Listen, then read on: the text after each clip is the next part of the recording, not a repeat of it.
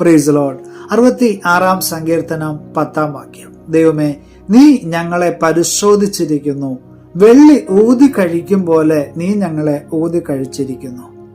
ഒരു മനോഹരമായ ശില്പത്തിന്റെ പിന്നിൽ കഠിനമായി അധ്വാനിക്കുന്ന ഒരു ശില്പിയുടെ കരങ്ങളാണുള്ളത്. മൂർച്ചയേറിയ ആയുധം കൊണ്ട് അനേക തവണ തട്ടിയും മുട്ടിയും കൊത്തിയുമൊക്കെയാണ് ഈ ഒരു മനോഹരമായ ശില്പം രൂപമെടുക്കുന്നത്. പ്രകൃതിയിൽ പാറിപ്പറക്കുന്ന ചിത്രശലഭങ്ങളെ നാം കണ്ടിട്ടുണ്ട്.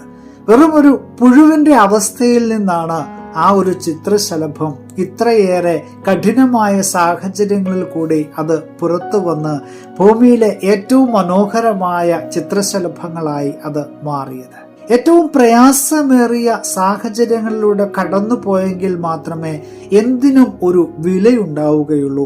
ഇന്ന് നമ്മുടെ കയ്യിലിരിക്കുന്ന ഒരു ഫൈനൽ പ്രൊഡക്റ്റ് അതങ്ങനെ ആകണമെങ്കിൽ ഒട്ടേറെ പ്രോസസ്സിലൂടെയാണ് അത് കടന്നു വരുന്നത്. ഇതുപോലെ തന്നെയാണ് മനുഷ്യ ജീവിതവും. ഒരുപാട് പ്രയാസങ്ങളിലൂടെയും പ്രതിസന്ധികളിലൂടെയും പരീക്ഷണങ്ങളിലൂടെയും ഒക്കെ കടത്തി വിട്ടിട്ട് ഇങ്ങനെ കഷ്ടതയുടെ തീച്ചൂളയിലൂടെ നമ്മളെ ഇങ്ങനെ കടത്തി വിട്ടിട്ടാണ് ഏറ്റവും പരിശുദ്ധമായ വിശുദ്ധിയുടെ ഏറ്റവും നല്ല ഒരവസ്ഥയിലേക്ക് നമുക്ക് എത്തിച്ചേരുവാനായിട്ട് കഴിയുന്നത്. സ്വർണം തന്നെ നമ്മുടെ കയ്യിലിരിക്കുമ്പോൾ അത് തിളങ്ങുന്നുണ്ട്.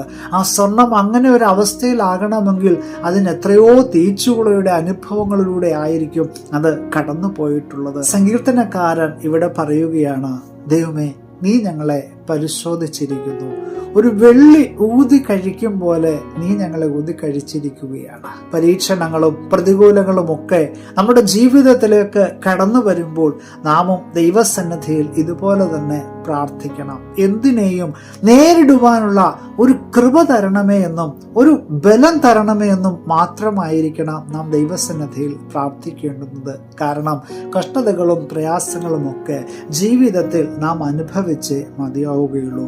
ഇതിൽ നിന്ന് രക്ഷപ്പെട്ടുള്ള ഒരു ജീവിതം ക്രിസ്തീയ ജീവിതത്തിലില്ല. കാരണം ക്രിസ്തീയ ജീവിതം എന്ന് പറയുന്നത് ഒരു പുൽമെത്തയല്ല പ്രിയമുള്ളവരെ, അതൊരു മുള്ളുമെത്തയാണ്. ഏത് നല്ല പ്രൊഡക്റ്റ് അതിൻ്റെ ഏറ്റവും നല്ല രീതിയിൽ നമ്മുടെ കരങ്ങളിൽ എത്തണമെങ്കിൽ അത് സഹിക്കുന്ന ഒരുപാട് പ്രോസസ്സുകളുണ്ട്.